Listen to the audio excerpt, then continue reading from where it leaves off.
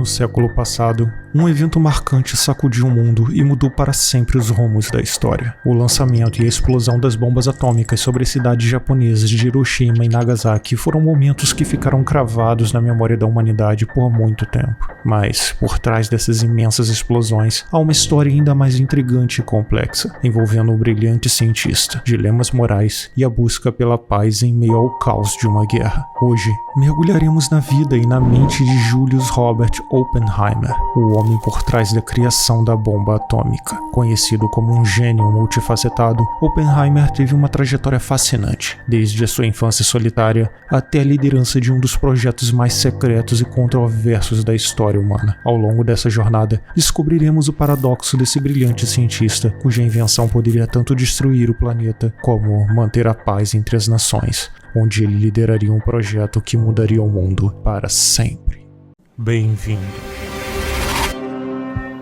ao Acervo Secreto.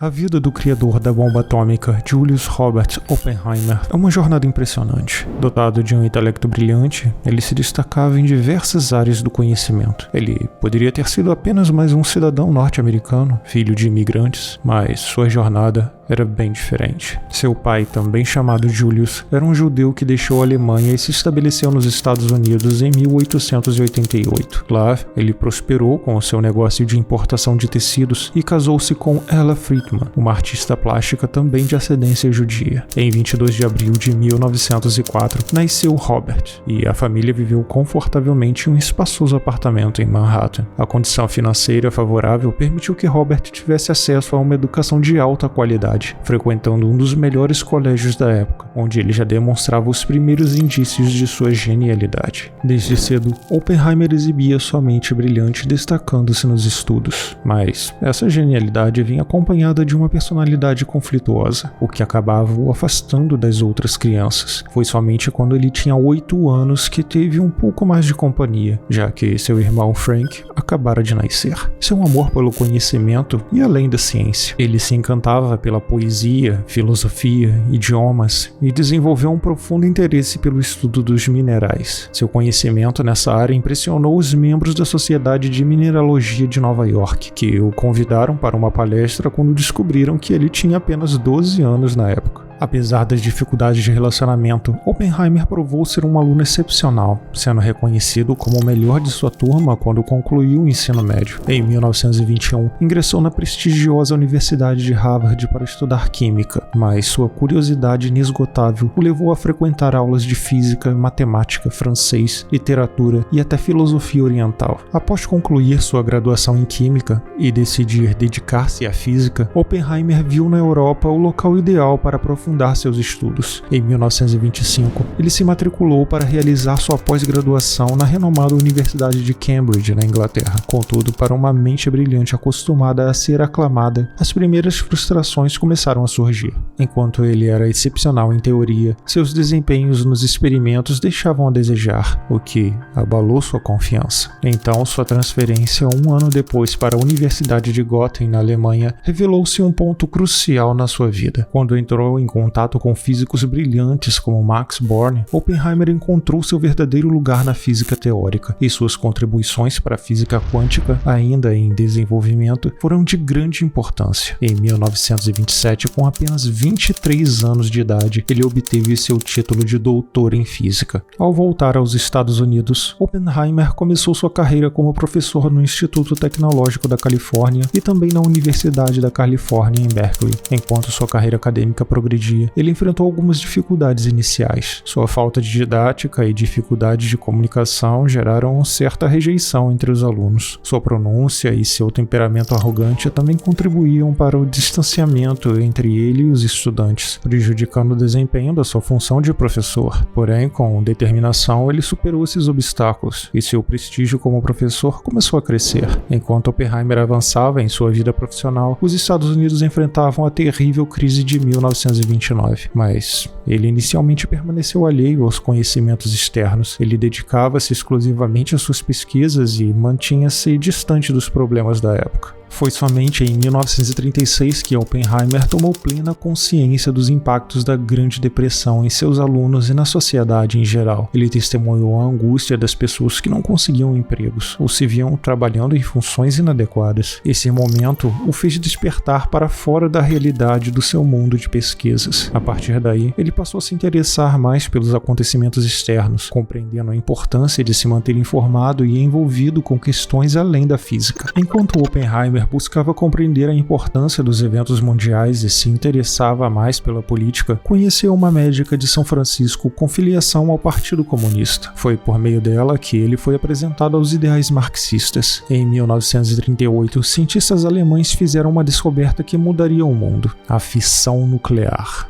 Essa poderia ser a base para o desenvolvimento de uma bomba atômica. Porém, naquela época, era apenas uma teoria e não gerou interesse imediato nos Estados Unidos. Somente com o início da Segunda Guerra Mundial e a carta de alerta de Albert Einstein e de outros físicos importantes para o presidente Roosevelt, o governo americano decidiu entrar na corrida atômica. Em resposta ao alerta de Einstein, os Estados Unidos formaram um Comitê Consultivo do Urânio, composto por oficiais do Exército, da Marinha e alguns cientistas. Nesse momento, Oppenheimer ainda não estava diretamente envolvido, mas conduzia pesquisas independentes na universidade. Nesse mesmo momento, a Inglaterra também iniciou seus esforços na corrida pela bomba atômica, criando o Comitê Maltz. Embora os grupos trabalhassem de forma independente, colaboravam entre si. O Comitê Maltz foi o primeiro a concluir que a bomba atômica era uma possibilidade real e que os alemães já estavam trabalhando nessa arma. Essa descoberta deixou os americanos preocupados e eles decidiram intensificar seus esforços, deixando a liderança nas mãos do exército. Assim, o general Leslie Richard Groves, experiente em projetos de grande porte, assumiu o comando. Com as mudanças no projeto, os cientistas estrangeiros foram afastados por questões de segurança e confidencialidade. Então, o general Groves considerou Oppenheimer a pessoa ideal para conduzir a parte técnica, mas essa decisão enfrentou resistência. Muitos questionavam a capacidade de Oppenheimer de liderar o projeto, mesmo reconhecendo sua brilhante mente científica. A falta de experiência em liderança e administração era reconhecida por todos. O general Groves precisou fazer um grande esforço para convencer os demais de que Oppenheimer era o homem certo para o trabalho. Apesar dos questionamentos iniciais, a escolha de Oppenheimer para liderar o projeto Manhattan, que era ultra secreto, prevaleceu. Seu envolvimento com os comunistas no passado gerou vigilância constante, com espiões seguindo seus passos e controlando suas correspondências. O acesso a segredos militares também foi inicialmente negado, pois era crucial impedir qualquer vazamento de informações para os soviéticos. Mesmo com suas diferenças pessoais, o general Groves e Oppenheimer formaram uma dupla eficiente. Enquanto o general se ocupava das questões práticas e da estruturação do projeto, o cientista se concentrava em gerenciar a equipe de cientistas e detalhes técnicos. Percebendo que o Comitê Consultivo do Urânio, espalhado pelo país, não obtinha grandes avanços, Oppenheimer decidiu concentrar a equipe de pesquisa em um único local, e esse local era Los Alamos, no Novo México. Era o local ideal para o laboratório, oferecendo um ambiente acadêmico e descontraído para os cientistas. Nesse local, Oppenheimer demonstrou suas habilidades surpreendentes de liderança e persuasão, recrutando os principais cientistas do país para compor sua equipe. A tarefa enfrentou resistência, mas ele soube convencer cada membro sobre a importância do seu papel nessa empreitada. Os esforços para a produção da bomba atômica foram centralizados nos laboratórios de Los Alamos, mas o trabalho era uma colaboração coletiva, envolvendo todo o país. Diversos laboratórios em outras partes estavam envolvidos no projeto, preparando os materiais necessários. Por exemplo, o urânio era enriquecido no estado do Tennessee, e os reatores eram fabricados em Washington. Oppenheimer mostrou uma notável capacidade de motivar e cativar sua equipe, desde os faxineiros até os mais brilhantes cientistas. Ele os inspirava ao destacar a importância de cada um nessa empreitada crucial para a segurança dos Estados Unidos. Sua liderança era poderosa e a equipe trabalhava incansavelmente sobre a sua orientação. Com o apoio de sua equipe e sua liderança eficaz, Oppenheimer conseguiu estabelecer uma atmosfera de colaboração e dedicação. O projeto Manhattan progrediu rapidamente, avançando nas pesquisas pesquisas e no desenvolvimento da bomba atômica. O físico que outrora enfrentou dúvidas sobre sua capacidade de liderança provou a todos que era um líder inestimável. Seu empenho e persuasão reuniram os melhores cientistas e, sob a sua orientação, o laboratório se tornou um centro de excelência científica. A corrida atômica estava em pleno andamento e ele estava no epicentro dessa revolucionária empreitada. Até que em 1945, os Estados Unidos realizaram o primeiro teste bem-sucedido de uma bomba atômica no deserto do Novo México. O poder avassalador da explosão foi marcado por uma nuvem de fogo em forma de cogumelo, que atingiu alturas impressionantes e formou uma cratera gigantesca no solo. Esse teste foi denominado Trinity, em homenagem ao poema que inspirou Oppenheimer. Pouco tempo depois, em um ato histórico e controverso, 2 bombas atômicas foram lançadas sobre as cidades japonesas de Hiroshima e Nagasaki, causando a destruição instantânea de tudo à volta. Esses ataques foram decisivos para a rendição do Japão